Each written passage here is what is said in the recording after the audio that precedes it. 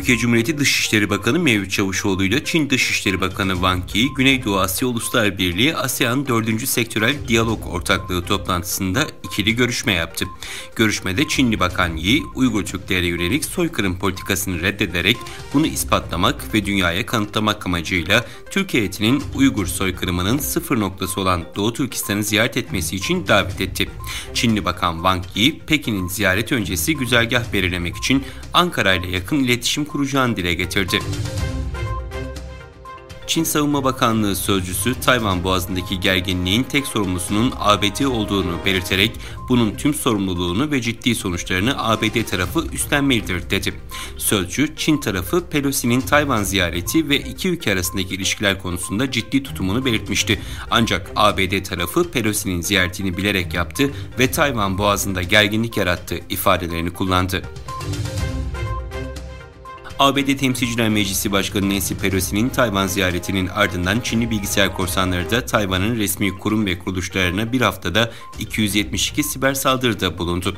Tayvan Milli Savunma Bakanlığı, Çin'in geçen hafta Tayvan'da dezenformasyon oluşturmak için 272 girişimde bulunduğunu ve geçen hafta Çin'in canlı ateş tatbikatlarının başlamasından bu yana Tayvan bilgisayar sistemleri içinde sahte haberlerinde bulunduğu çok sayıda siber saldırının düzenlendiğini duyurdu.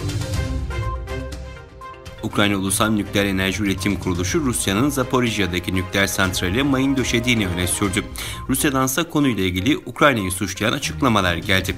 Rusya Dışişleri Bakanlığı, Ukrayna'nın Zaporijya'daki nükleer santralini hedef alarak Avrupa'yı rehin almaya çalıştığını öne sürdü.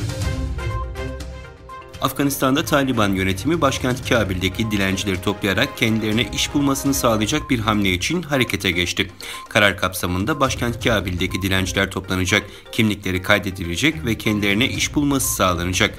Öte yandan dilencilere ticaret yapması öğretilecek, ticaret öğretilecek kişilerin alanında iş bulması sağlanacak. İsviçre hükümeti Ukrayna-Rusya savaşı sonrası küresel gıda krizinin çözümü için Türkiye'nin koordinasyonunda yürütülen tahıl sevkiyatına destek açıklamasında bulundu. Açıklamada Karadeniz tahıl girişiminin uygulanmasının küresel gıda güvenliği için hayati önem taşıdığı ve ihtiyaç sahibi topluluklar için büyük rahatlık sağlayacağı vurgulandı. NASA'nın 53 yıl aradan sonra Ay'a yeniden insan göndereceği Artemis programı için hazırlıklar sürüyor. NASA 29 Ağustos'ta test edilmek üzere fırlatılacak roket Artemis 1'de test uçuş mankeni olarak animasyon karakteri Koyun Shao'nu kullanacağını duyurdu.